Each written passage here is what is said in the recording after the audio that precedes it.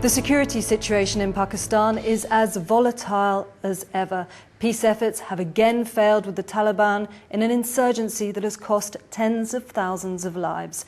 Imran Khan's party governs a restive province in the north of the country and has courted controversy in his efforts to find a peaceful end to this crisis. His detractors say he's soft on the Taliban.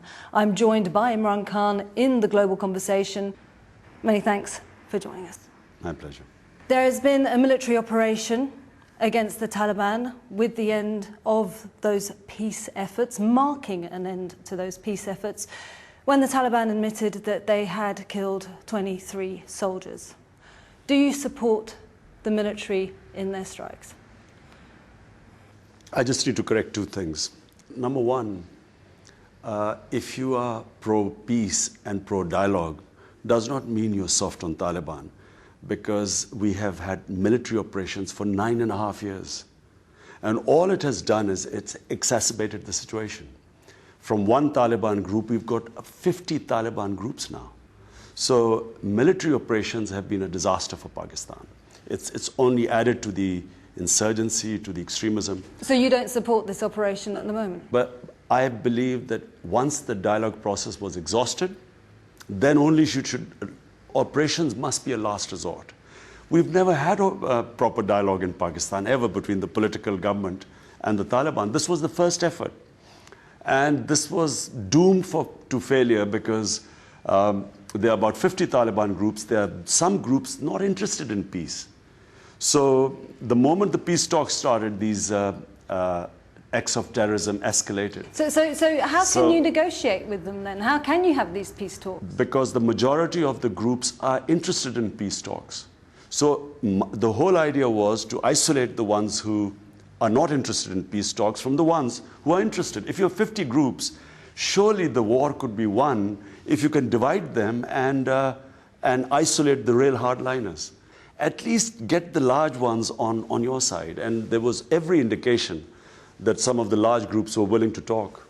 Now, we've asked our online audience to send us in questions, and we've had quite a big response. And we received this question from someone who goes by the name of Imran Khan. Imran Khan, 1984 to be exact.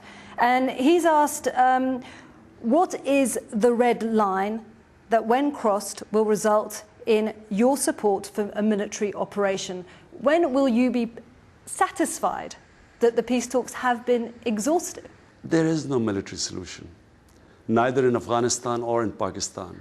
In Pakistan, the majority of the groups are talking. So this process hasn't even started. There were only two parleys between the negotiators.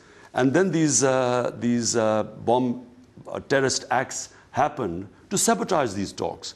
Now, in my opinion, these people should have been isolated, the ones who sabotaged the talks. And there should be an operation against them. But if we go for a full-scale North Waziristan operation, there are 700,000 civilians that are endangered. They're going to bomb them through Air Force, through helicopter gunships, artillery. Women and children are going to be killed. People will seek revenge.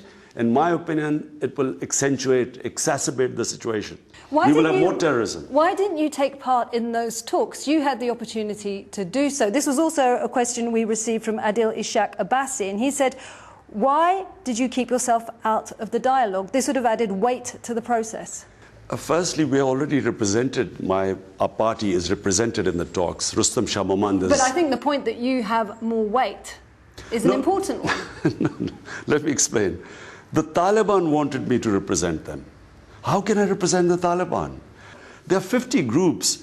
How can I vouch for them? So there was no question of me representing them. It wasn't a question that you were concerned about your image, about this fact that you're called Taliban Khan, that you weren't worried about that? No.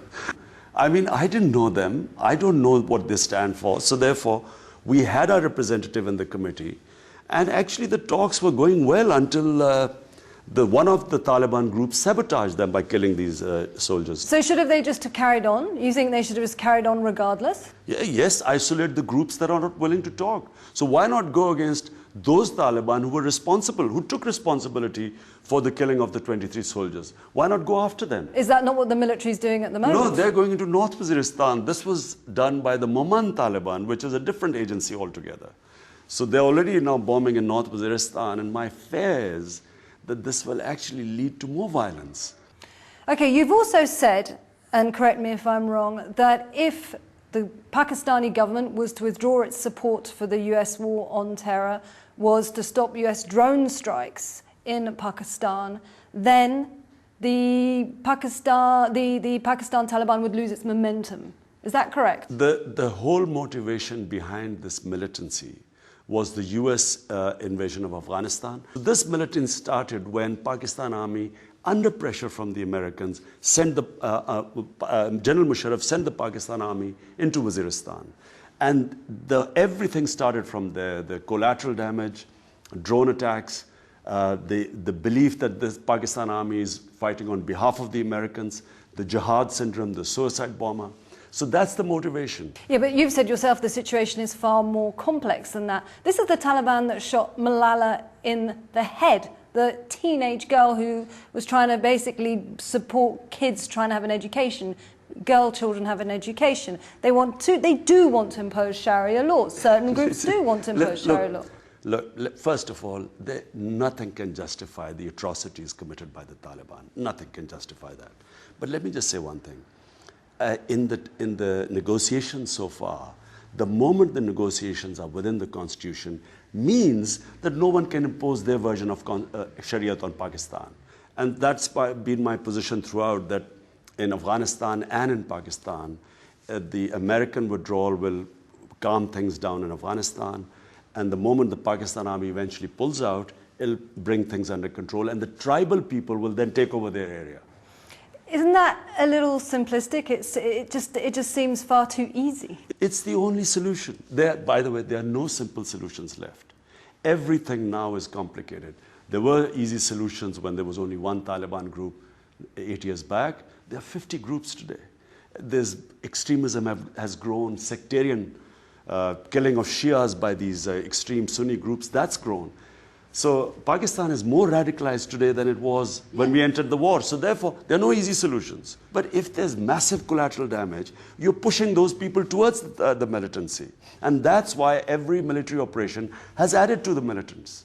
You've been stopping NATO trucks trying to get into Afghanistan in your protest against these drone attacks, the US drone attacks. What are you trying to achieve by that? But the US is withdrawing from Afghanistan.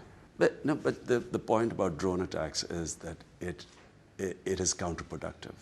All drone attacks do is they increase militancy, and the area which my party governs, the Pakhtunkhwa province, 3 sides is the tribal area. So it bears the brunt of the revenge attacks from drones. And so therefore, this was the resolution passed by the parliament, by all the parties, by the federal parliament and the provincial parliament. And the High Court of Peshawar High Court has said that drones are crime against humanity. The UN resolution has been against drone attacks. Amnesty International has called them drones as crimes against humanity. So therefore, this is a protest against drone attacks. All the Americans have to say is that we will cease drone attacks. Even during the duration of the talks, we will remove the blockade. Okay, we received this question from Karim Maché, and who asks, have you considered taking the US and NATO to court and sue them for economic loss, but also imagine here, loss of life? No, I haven't considered that, but I mean, all of us, people in Pakistan are sinking under the war of terrorism. The country has lost over $100 billion in 9 years. The rupee has gone from 60 rupees to $1 to 109 rupees to $1. Our total debt has gone up 3 times, from about 4.5 trillion to 15 trillion, the total debt of the country in this time. Poverty has grown. In the province which our government is, 70% of the industry is closed. The only business growing is kidnapping for ransom because there's massive unemployment. So we desperately need peace there. And peace is not going to come by keep bombing people and killing the women and children and turning them into militants. How worried should we be here of kind of Pakistani militants coming over here to Europe, to Western countries, and fighting their jihad on our territory? So far, and we are talking now about the tribal belt of Pakistan where this is going on, there is no tribal Pashtun who has ever been involved in international terrorism. Neither Afghanistan side nor the Pakistan side. At the moment, they seek revenge from Pakistani security forces. But, if this goes on, the failed bomber in Times Square, he quoted that it was the drones that were killing women and children. That's why he was seeking revenge by killing civilians in the US. This war on terror has created more terrorists and more militancy. It's time to find a peaceful solution. We touched on this a few moments ago, but I'm just going to go back to this issue of concerns over Sharia in Pakistan. And this is a question: what's your commitment to secular principles in Pakistan? Look, the commitment is to the Pakistani constitution. So every political government which has come in has endorsed the Pakistani constitution. So anything out of the constitution, and that means that no group can impose their particular form of Shariat on Pakistan through bayonets or through the barrel of a gun. It can't happen. The constitution, if I want my form of Shariat, I have to fight contest elections on that manifesto. And then if people give me votes, then I go to the parliament and say that these are the... So personally? So therefore, my loyalty is to the constitution of Pakistan. And therefore, this idea that, Taliban will impose their form of Shariat is just a myth now because they've accepted the constitution of Pakistan. So that means their form of Shariat cannot be imposed in Pakistan. Okay, hardline attitudes are taking hold in Pakistan, and that you agree with, I believe, and in the province you govern. And we were talking about Malala, and when her book was to be published in your province, that was blocked. This is not true. It was allowed. There was a problem of she wanted to launch the book in a university. There was just a problem about that. There was no question of blocking a book, and she was allowed to do that. Her book isn't available in the province you govern. It's not true. This is just a myth. The book it was only in the university they denied her. But they immediately said that she can launch it anywhere in the province. Would you invite her? Listen, I was the first one when Malala was shot. I was the only political leader to go to the hospital and visit her. I mean, I couldn't visit her because she was at that time in intensive care. So let's just get this right. I mean, in our province, we are spending more money on education and female education than any other province. So, this idea that somehow, because you oppose this military operations means you're pro-Taliban or extremist, this is just a propaganda that's going on. Cricket is probably as corrupt as politics is in many situations. What has your cricketing career brought to you in politics? No, cricket cannot compare to the corruption in politics. The lesson learned from cricket was that you only lose when you give up. So in cricket, I used to fight to the last ball. In politics, I persisted, a lot of setbacks, a long struggle. But, the principle is that, as long as you keep learning from your mistakes and you don't accept defeat, eventually you will win. Your life must be pretty stressful. Do you ever have time to get your cricket bat out and play with your friends? No, when I left cricket, it was goodbye forever. The chapter was closed.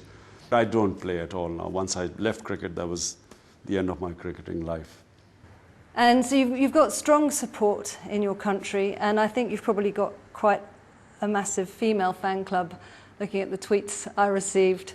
This is my final question, and this is from Sana Imranist, and to end on a lighter note. And she says, ask him how he manages to be so awesome, and will he ever marry again? If I was younger, maybe I would have said, yes, I will marry, in a year or so. But when you get to my age, you realize that you plan your life in one direction, life takes you in another direction. So at the moment where I'm sitting, no, the answer is no, there's no marriage on the horizon. but then who knows about the future? Imran Khan, many thanks for joining us on the Global Conversation. Thank you.